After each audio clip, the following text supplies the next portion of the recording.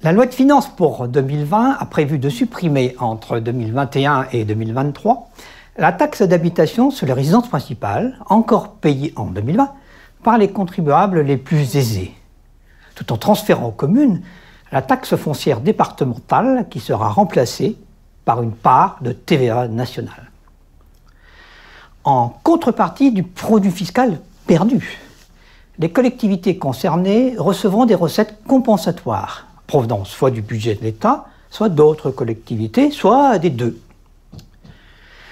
Pour une collectivité donnée, le produit fiscal perdu, qui servira de référence, si vous voulez, à la neutralisation, sera obtenu en multipliant la base d'imposition 2020 de l'impôt concerné par le taux d'imposition d'une année de référence. Elle est fixée à 2017 pour la taxe d'habitation et à 2019 pour le foncier bâti des départements. Si l'on avait voulu respecter le principe et la promesse de neutralité absolue de la réforme, il va de soi que seul le taux de 2020 pouvait être utilisé comme référence. Mais il apparaît que le gouvernement a établi une règle dérogatoire au principe de neutralité dans le but de contrecarrer des supposés comportements d'aubaine qui auraient visé à maximiser les compensations futures pour perte de fiscalité. Il n'en reste pas moins que cette mesure punitive prend la forme d'une entorse à la libre administration des collectivités locales. Concernant les communes exclusivement, elles perdent en 2021 leur taxe d'habitation sur les résidences principales et les compensations d'exonération des personnes de conditions modestes issues de la loi de finances pour 1992. Elles reçoivent en contrepartie le produit de la taxe sur le foncier bâti des départements. À des fins de neutralisation, le produit globalisé de foncier bâti communal est ajusté chaque année par l'intermédiaire d'un coefficient correcteur, calculé sur la base des données référentes de 2020, de telle sorte que les produits fiscaux soient en cette année de référence équivalents avant et après réforme. Le mode d'application annuel de ce coefficient correcteur revient algébriquement à créer un fonds de neutralisation individuelle, reçu ou payé, indexé sur les bases d'imposition de foncier bâti communal. Si on veut simplifier, nous dirons que la réforme fiscale se traduit en fait, pour une commune, par une perte de taxe d'habitation sur les résidences principales que remplacera la taxe foncière prélevée jusqu'ici par le département sur son territoire. L'écart entre les deux taxes est comblé par un ajustement, versé ou reçu, qui évoluera au rythme des bases de la taxe foncière de la commune. Les effets de la réforme vont être étudiés pour une commune donnée au travers d'un schéma d'équilibre substitutif et d'évolution. Nous partons de 2020 et nous faisons en sorte que les produits 2020 de cette commune sont conservés sans intervention de ce qu'on appelle un ticket modérateur, c'est-à-dire l'enlèvement du produit qu'amène l'augmentation, ou qu'a amené l'augmentation, ou qu'aurait amené plutôt l'augmentation du taux d'imposition entre 2017 et 2020. J'ai un produit de taxe d'habitation résidence principale de 1 480 000. J'ai dans cette commune un produit de foncier bâti communal, donc, de 1 500 000. Une taxe d'habitation secondaire de 370 000. Une compensation de foncier bâti pour personnes donc, économiquement faibles de 20 000 euros et une compensation de taxe d'habitation pour aussi des personnes économiquement faibles de 140 000 euros. Je vais rebaser maintenant ces éléments en faisant intervenir le ticket modérateur, c'est-à-dire en privant cette commune, en termes de référence tout à l'heure, du produit de taxe d'habitation qu'elle aurait obtenu avec l'application de son taux 2020 ou 2019, car il a été gelé en 2020, à ses bases d'imposition. Comme cette commune a précisément augmenté son taux d'imposition entre 2017 et 2020, eh bien mes éléments rebasés vont faire apparaître ce ticket modérateur. Là, rien ne change. Mais en taxe d'habitation, je ne vais pas obtenir les 1 480 000. Je ne vais obtenir que 1 480 000 moins 40 000 euros. Alors je reviens à ces 40, c'est l'effet taux. L'effet taux, c'est le produit que j'obtiens en appliquant la variation de taux à la base d'imposition 2020. On m'en prive. Il me manque donc 40 000 € par rapport à ce que j'aurais dû avoir sans la loi de finances pour 2020. Ce qui veut dire que les éléments rebasés de 2020 donc, me permettent d'obtenir un produit fiscal de 3 470 000 et non de 3 510 000. Maintenant, je vais faire intervenir la réforme, pas en 2021, mais en 2020, pour simplement obtenir des éléments de référence qui me serviront ensuite dans l'application de la réforme. Puisque je vais mettre en œuvre la réforme, il me faut aller chercher des éléments départementaux de foncier bâti, puisque vous le savez, ce foncier bâti départemental va être attribué à la commune. Le produit de foncier bâti que le département prélève sur le territoire de ma commune ici est de 1 170 000. Et les compensations afférentes de foncier bâti sont de 10 000 €. Qu'est-ce qui change dans mon année de référence, mon application de la réforme en année de référence? Eh bien, c'est que disparaît la compensation de taxe d'habitation, qui disparaît avec la taxe d'habitation elle-même. Je n'ai plus donc que la compensation de foncier bâti comme référence dans ma commune en 2020. Je reçois du département la compensation de foncier bâti, 10 000 €. La taxe d'habitation secondaire n'est pas supprimée, j'ai un montant identique de 370 000 €. Le foncier bâti communal n'est évidemment pas supprimé, au contraire, il est même abondé. Abondé, donc, du foncier bâti départemental, 1 170 000. Voilà la substitution opérée. J'ai perdu ma taxe d'habitation sur les résidences principales, j'ai perdu ma compensation de taxe d'habitation, j'ai obtenu en échange une petite compensation de foncier bâti départemental et le produit du foncier bâti départemental sur mon territoire. Tout ça, ça fait 3 070 000.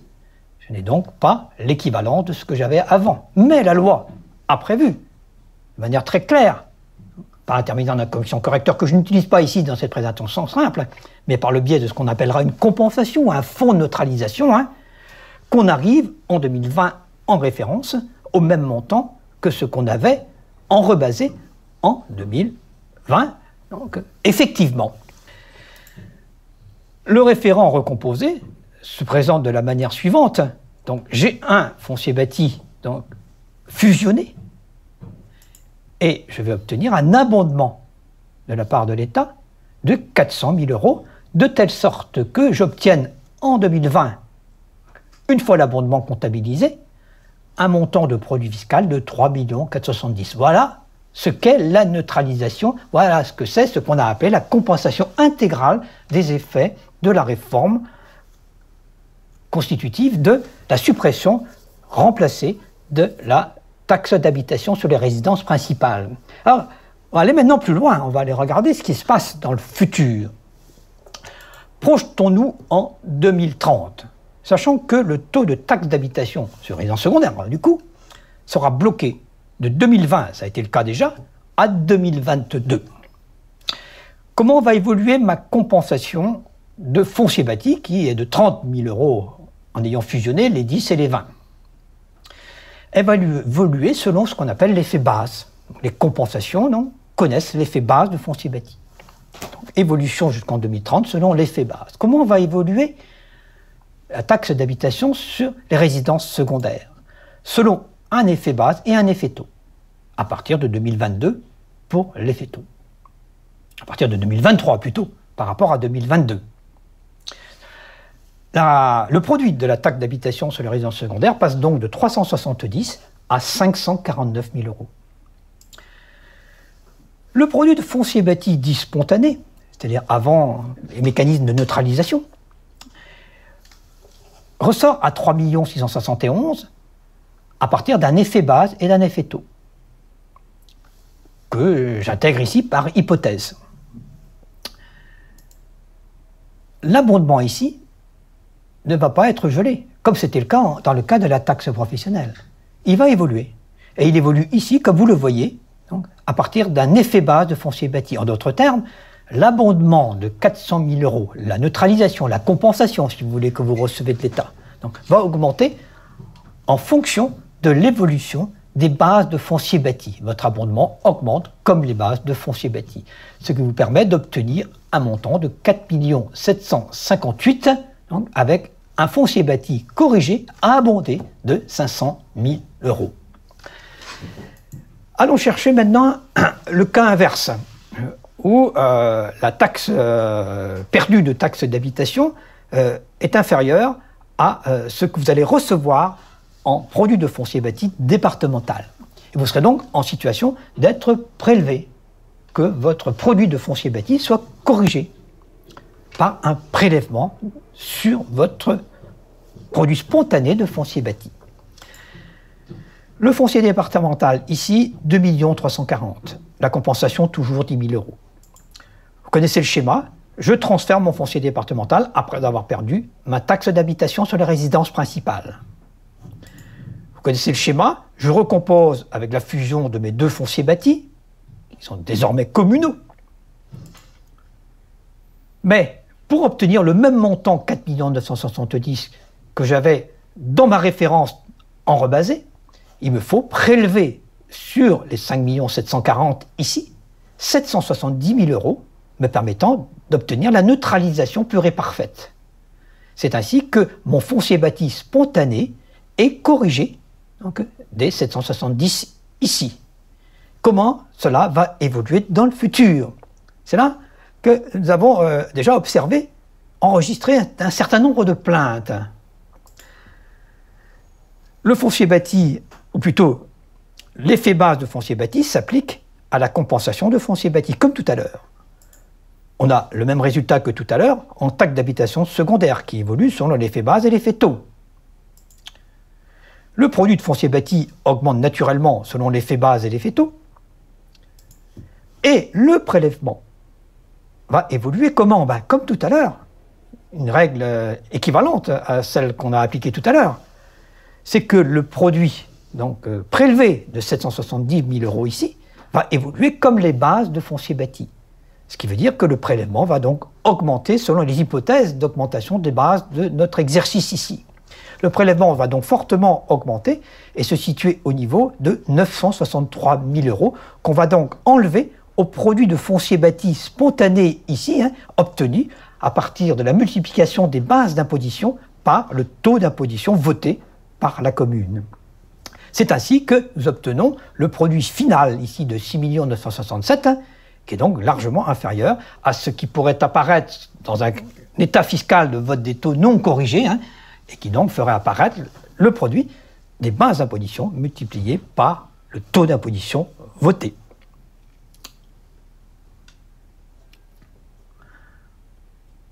Intéressons-nous à un exemple chiffré des mécanismes de la réforme. Vous retrouvez ici la colonne des ressources rebasées, mais pas seulement pour la commune, mais aussi pour le département, qui, comme vous le savez, intervient dans les mécanismes de substitution. Ce qui nous intéresse directement, ce sont les ressources référentes par application de la réforme en 2020 de manière fictive. On voit disparaître ici la taxe d'habitation sur les résidences principales avec sa compensation, soit une perte de 1 580 000. Je conserve ma taxe sur les résidences secondaires. En foncier bâti ici, je vais aller chercher, premièrement, ce que j'avais auparavant dans ma commune, 3 millions, que je retrouve ici, mais aussi ce que va me transférer le département à hauteur de 2 340 000. La fusion des deux amène à ma commune un produit de foncier bâti en année de référence de 5 340 000, soit plus 2 340 000. Ce que le département transfère en totalité, ce n'est pas simplement les 2 340 000, mais aussi les 10 000 € de compensation de foncier bâti, ce qui donne 2 350 000 qui se répartissent en plus de son 340 ici, et 10 ici pour la compensation de foncier bâti. Tout cela nous donne un gain pour la commune de 2 350 000. Et on sait qu'elle a perdu 1 580 000 de taxe d'habitation sur les résidences principales, au sens large, avec compensation. Et bien la différence, c'est les 770 000 qu'on lui enlèvera, puisqu'elle a reçu trop par rapport à ce qu'elle avait avant. Et donc, j'ai 770 de prélèvements prévus pour cette commune. Alors, je n'ai pas d'exemption pour cette commune, je vous passe les détails. Donc, elle va effectivement connaître un prélèvement de 770 000 € qu'on voit apparaître ici, en dessous de son produit de foncier bâti spontané obtenu par la multiplication des bases multipliées par les taux. On lui prélève donc 770 pour ne lui octroyer à cette commune, dans son budget, que 4 570 000 de produits de foncier bâti fusionnés.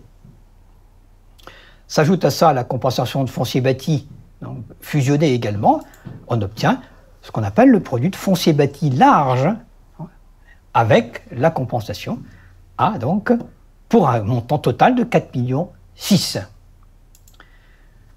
Comme prévu, les ressources référentes sont de 4 970 000, c'est-à-dire équivalentes à celles des ressources rebasées, ce qui s'explique par la correction opérée à ce niveau-là par un prélèvement. Regardons maintenant l'avenir, avec une hypothèse d'évolution de taux de 10% en taxe d'habitation et une hypothèse d'évolution de base de 35% sur 10 ans. Évolution du taux aussi par hypothèse du foncier bâti de 10%, avec une évolution de base d'imposition de 25% au total sur 10 ans. Ici, nous avons l'ajustement. L'ajustement ne connaît pas d'effet taux. Il ne connaît qu'un effet base. L'ajustement, c'est-à-dire le prélèvement dans notre cas de figure, donc va évoluer selon l'évolution des bases de foncier bâti de la commune. Ça nous donne ici un produit de taxe d'habitation secondaire de 549, un produit de foncier bâti de 343 corrigé des 963, donc issu de l'application de ma règle d'indexation de l'ajustement sur les bases de foncier bâti, soit plus 25%. Le produit de foncier bâti corrigé, donc, celui que percevra la commune en 2030, est de 6 380 000, auquel nous ajoutons la compensation de foncier bâti qui a elle-même augmenté comme les bases d'imposition de foncier bâti. Nous obtenons un produit de foncier bâti élargi de 6 418 000 et un total de produits fiscaux 2030 de 6 967 000. Je vous passe le passage par le coefficient correcteur que précisément ne fait plus partie de ma démonstration par rapport à les modes de mécanismes, plutôt les mécanismes simples d'explication de la réforme de la taxe d'habitation. Prenons l'exemple inverse, cas numéro 2, dans une commune qui connaît, elle, un abondement, et non pas un prélèvement comme tout à l'heure, de son produit de foncier bâti spontané. Cette commune-là enregistre un gain de 1 180 000 de foncier bâti transféré, mais elle a perdu 1 580 000 de taxe d'habitation sur les résidences principales. La différence, c'est 400, qu'elle va obtenir comme complément, comme abondement de son produit de foncier bâti spontané. Et vous voyez, on voit apparaître ici les 400, s'ajoutant aux 2 670 000 de produits de foncier bâti spontané pour donner 3 070 000. Pareil ici, pour le total, équivalence des deux totaux. Neutralisation pure et parfaite, encore une fois. Dans le futur, ça va donner quoi? Dans le futur, ça va donner donc, une augmentation ici de l'ajustement de 25%, qui passe de 400 ici à 500. Voyez, cet ajustement s'ajoutant au produit de foncier spontané, base multipliée par taux, donc, va arriver à 4 171 000. Voici donc un deuxième cas qui est celui d'un abondement qui fonctionne exactement de la même manière que le cas précédent en prélèvement. Les équations de calcul sont finalement donc, exactement les mêmes pour l'un des cas et l'autre cas de figure. Nous allons maintenant simuler les effets communaux de la réforme à l'horizon 2030 en comparant les agrégats fiscaux qu'aurait donné un statu quo sans réforme donc à l'horizon 2030 à ces agrégats recomposés à l'horizon 2030 toujours, mais en appliquant cette fois-ci la réforme prévue par la loi de finances pour 2020. Prenons une commune X qui s'inspire d'une ville existante qui n'est autre que celle du Havre, et constatons les évolutions passées en termes physiques et annuels des bases d'imposition. En taxe d'habitation sur les résidences principales, l'évolution fut de 0,2% par an. En taxe sur le foncier bâti, l'évolution fut de 1,3% par an. Au total, sur 10 ans, si je reproduis les évolutions passées, mon hypothèse se basera sur une variation de 12,5% au total pour la taxe d'habitation et en foncier bâti, 25,4%. Cette commune en statu quo, qui dégageait un produit fiscal en 2020 de 119 034 000, en dégagera en 2030 143 165 à partir des hypothèses d'évolution ici reproduites, ce qui signifie au total une augmentation fiscale de 24 131 000. Je vais aller chercher en 2020 des éléments départementaux pour appliquer la réforme à l'année de référence, ce qui me donne des éléments consolidés de foncier bâti en base, en taux et en produit. Ça va me servir à composer donc, la simulation de référence en réformé. Je vais maintenant appliquer la réforme dans une simulation 1, scénario A, sans augmentation des taux d'imposition et sans équilibre d'ailleurs à l'arrivée par les taux d'imposition. En année de référence, vous avez un montant similaire à celui que vous aviez en rebasé. Vous retrouvez ici la compensation foncier bâti du département et de la commune en fusionné, qui apparaît ici en fusionné en 2020. Vous avez les bases d'imposition de foncier bâti donc fusionnées qui apparaissent ici. Ensuite, le taux d'imposition fusionné qui réapparaît ici. Enfin, vous avez le calcul du prélèvement dans cette commune-là, qui est égal à quoi la différence entre la TH perdue ici, 44 346, et le foncier bâti large reçu, 62 033, ce qui donne 17 657, qui va être le prélèvement sur les 134 431 de produits de foncier bâti spontané, afin de donner le produit de foncier bâti effectivement reçu en référence en 2020 par cette commune, c'est-à-dire 116 773 000. Si j'applique mes évolutions de mon hypothèse, j'obtiens au total 148 912 de produit fiscal total en 2030, ce qui signifie une évolution de 29 878, que je compare à ce que j'obtenais en statu quo, avec des hypothèses similaires. Et ça fait apparaître un gain issu de la réforme de 5 746 000 en 2030. Cette commune est donc favorisée par la réforme. Pourquoi? Tout simplement parce qu'elle enregistre une augmentation dans le passé, et que j'ai reproduite, donc des bases de foncier bâti très largement supérieure à celle de la taxe d'habitation. Ce qui explique cet effet favorable pour cette commune de 5 746 000 n'est pas négligeable, car ça représente 4% des recettes qu'elle aurait eues sans la réforme.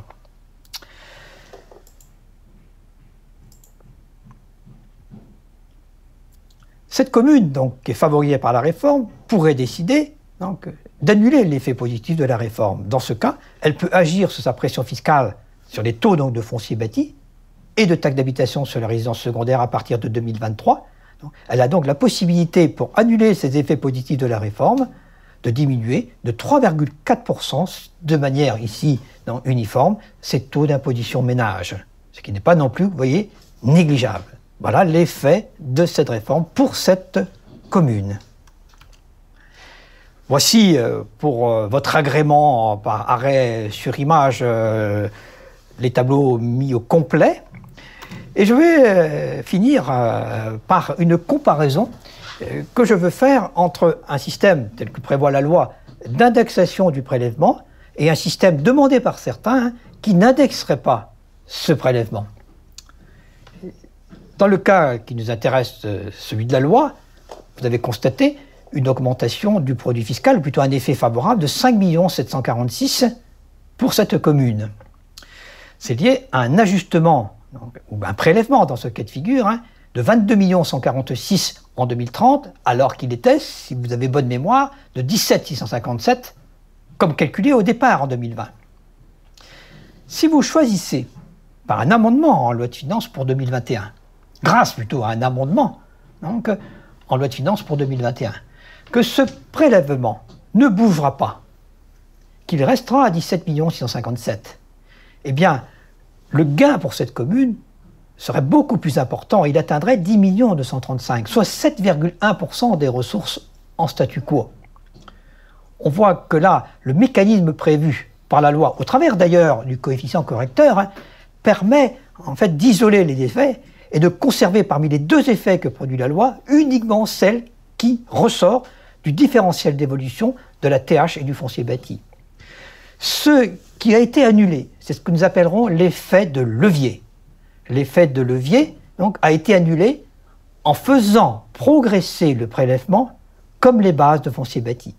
Si on ne le fait pas, on laisse se jouer pour cette commune au profit de cette commune, en plus de l'effet différentiel de base qui lui est favorable, un effet de levier lié au fait qu'elle a un prélèvement, ou une compensation négative si vous voulez, qui est figé, au lieu d'augmenter pour éviter l'effet de levier indésirable, comme les bases de foncier bâti.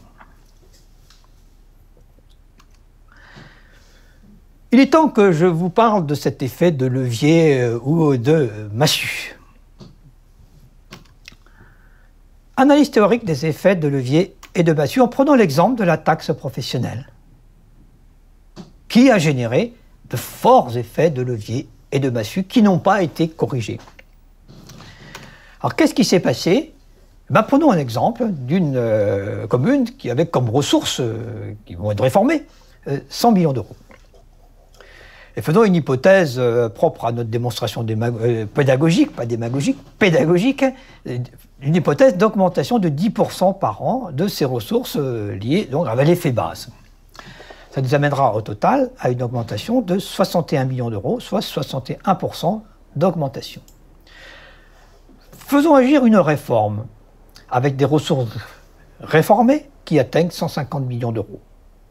La différence, c'est 50, qu'on va vous enlever, sous forme d'un prélèvement qui est de 50.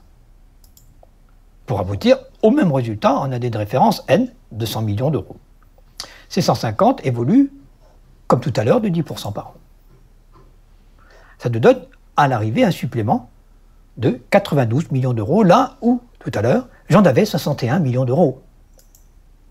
Vous allez me dire, on va corriger ça par l'ajustement, c'est-à-dire le prélèvement dans ce cas de figure. Le DCRTP, non pas ici, puisqu'on va reverser dans le FNGIR. Or, comme c'est figé, donc, il ne se passe rien au niveau donc, de l'évolution de cet agrégat. Et à l'arrivée, on va obtenir un passage de 100 à 192, soit une augmentation de 92 millions d'euros, largement supérieure à ce qu'on aurait obtenu sans la réforme. Et la différence entre 92 et 61, c'est ce qu'on appelle un effet de levier. Un effet de levier, c'est un effet sans cause. C'est un effet mécanique, mathématique de la réforme, qui ici n'a pas été annulé. Donc ça a favorisé donc, les collectivités, contrairement à ce que les gens croient. Ça a favorisé les collectivités qui se trouvaient en situation de reverser un fonds commun qui irait dans les caisses de ceux qui étaient dans le cas inverse, qu'on va étudier tout de suite d'ailleurs, et ça les a largement favorisés du fait que, justement, comme je l'ai montré, donc, le prélèvement qui leur est infligé, entre guillemets, est stabilisé. Prenons justement le cas inverse. Une commune qui se retrouve avec des ressources réformées inférieures à celles dont elle disposait avant. On va donc neutraliser. C'est parfait pour la première année. En lui reversant, par le biais du DCRTP ou d'un FNGIR, 50 millions d'euros. Pour obtenir toujours le même résultat de 100 millions d'euros, qui est la base de départ, avant application de la réforme. Mais, en augmentant de 10% une donnée beaucoup plus faible, je n'obtiens à l'arrivée qu'une augmentation de 31 millions d'euros, là où en statu quo, j'aurais obtenu 61 millions d'euros. Toujours pareil, ici, ma DCRTP plutôt, donc, ou des FNGIR, donc, est stabilisée. Donc il n'y a rien à attendre en termes de croissance de cet agrégat-là. Et à l'arrivée, bon, 100 millions ici, il devient 131 millions, soit une augmentation de 31 millions d'euros, qu'il faut donc comparer à mes 61, et c'est ce que je vais appeler un effet de massue.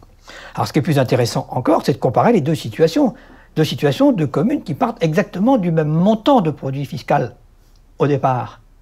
Et bien à l'arrivée, on va comparer un effet de levier de 31 à un effet de massue ici de 31, soit une différence de moins 61, moins 62, c'est avec les arrondis que j'ai moins 61, ce qui est quand même considérable. C'est cet effet de levier massue qui s'est distingué, sans forcément apparaître aux yeux de tous, c'est vrai, dans l'application de la réforme de la taxe professionnelle. Illustrons ces mécanismes par un schéma animé entre 2010 et 2015. Vous avez au départ 100 millions d'euros, qui les resteraient, toutes choses égales par ailleurs, jusqu'en 2015. En statu quo, vous enregistreriez une augmentation de vos ressources qui vous donnerait les ressources en statu quo à l'arrivée à peu près au-dessus de 150. Réformons. Remplaçons les 100 par 150, que vous allez corriger par une DGN qui ne bougera plus d'ailleurs, de moins 50. Faisons maintenant intervenir les évolutions. Vos évolutions vont s'effectuer à partir de 150 ici, pour arriver quasiment à 250. Mais vous enlevez la DGN, mais toujours selon le même montant. Vous obtenez à l'arrivée les ressources réformées après DGN. Et ce sont ces ressources réformées après DGN que vous allez comparer par empilement des courbes à ce que vous auriez eu en statu quo. Et la différence étant assurée ici, c'est un surplus. C'est un surplus qui représente l'effet de levier, qui est donc favorable, sans cause, à cette collectivité locale. Si je fais état du cas contraire, je reprends mes ressources en statu quo en vert, et comme vous le savez, je me retrouve au départ en année de référence avec une ressource de 50, là où elle était de 100. On va donc m'abonder mon produit fiscal de 50 pour que je revienne à 100 en année de départ. Toutes choses égales par ailleurs, ça reste à ce niveau-là, mais je vais enregistrer une augmentation à partir de 50. Cette augmentation me permet d'arriver ici à des ressources réformées, y compris la DGN qui s'ajoute systématiquement, mais toujours au même montant. Si j'empile maintenant mes deux schémas, je reviens donc à mon schéma initial en vert, je superpose et je vois apparaître, par rapport à des ressources réformées qui atteignent ce niveau ici, que j'ai un manque à gagner qui correspond tout simplement à ce que j'appelle l'effet de massue.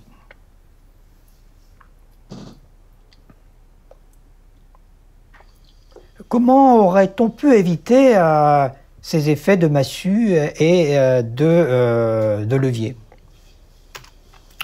Tout simplement en indexant la compensation, prélèvement ou abondement. Comment? Comme les produits de la ressource fiscale, localisée dans la collectivité. C'est ce que je fais ici, et ce qui me permet à l'arrivée d'avoir une stricte équivalence entre les produits réformés et les produits en statu quo, dans les deux cas de figure.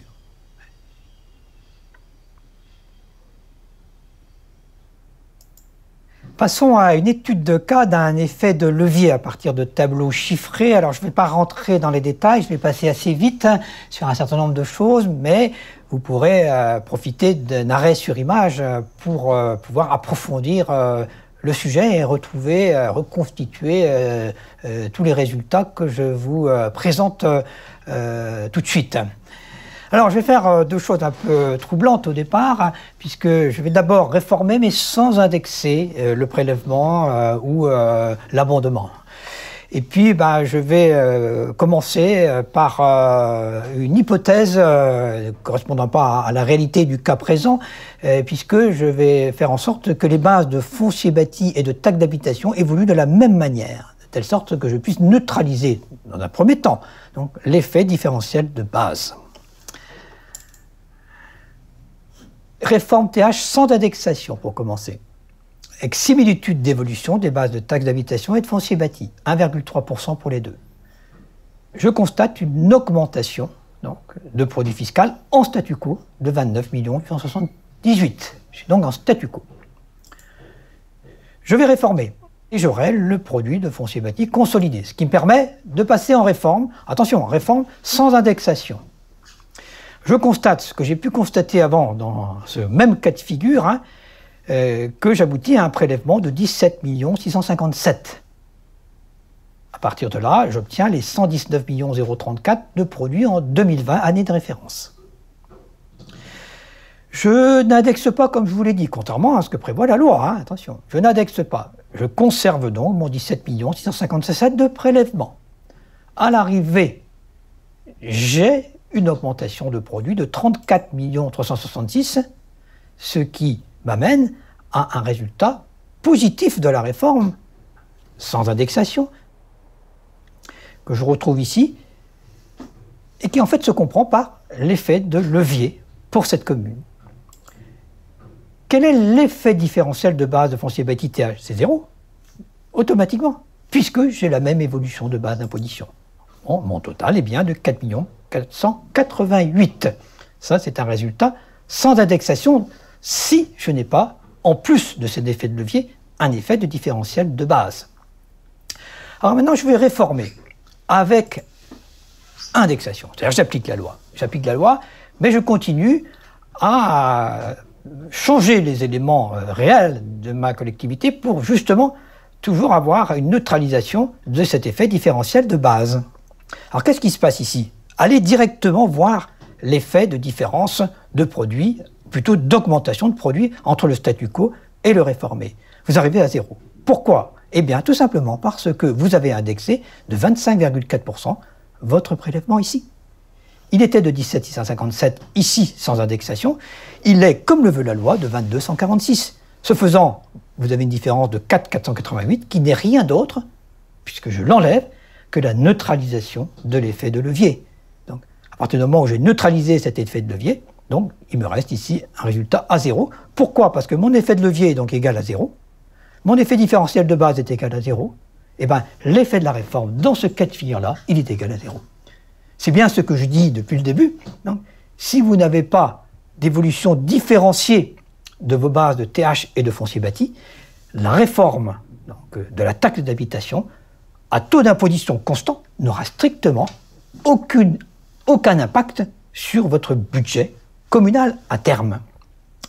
Alors, on va quand même aller mettre cette commune ici étudiée dans la réalité de ces évolutions passées que je vais reconduire, comme je l'ai fait tout à l'heure.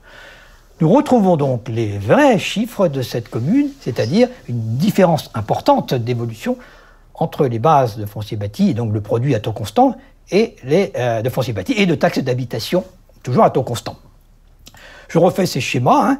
Dans cette situation-là, avant indexation, j'ai toujours pas d'indexation. J'ai une augmentation de 10 235 000 donc, par rapport à ce que j'aurais pu obtenir comme croissance en statu quo. Ici, il s'agit bien de la différence de croissance entre 2020 et 2030, hein, donc par rapport à ce que j'aurais en statu quo. Alors, la décomposition, c'est quoi? Ben, l'effet de levier massu, on le connaît, hein, c'est 4 488 000. Dans tous les cas de figure, je l'aurai si je n'indexe pas. S'ajoute à ça un effet différentiel de base de 5 746 000, ce qui explique les 10 235 000, qui est une évolution, une différence, un gain lié à la réforme qui est important. Alors, j'applique la loi, et la loi m'amène à une évolution différentielle, c'est-à-dire un gain qui est réduit à 5 746 000. Pourquoi? Parce que j'ai annulé l'effet de levier, ici. Je n'ai plus d'effet de levier, je n'enregistre plus que cet effet indestructible, hein, inhérent à la vie économique future de cette collectivité, hein, c'est-à-dire l'effet différentiel de base de taxe d'habitation et de foncier bâti. Voici donc mis en évidence donc, cette question de l'effet de levier et aussi la démonstration de la manière dont a procédé donc, la loi pour annuler, donc, à taux d'imposition constant, hein, donc, parfaitement cet effet de levier ou cet effet de massue qu'on pourrait à l'inverse trouver dans d'autres collectivités qu'on ne va pas étudier ici, faute de temps.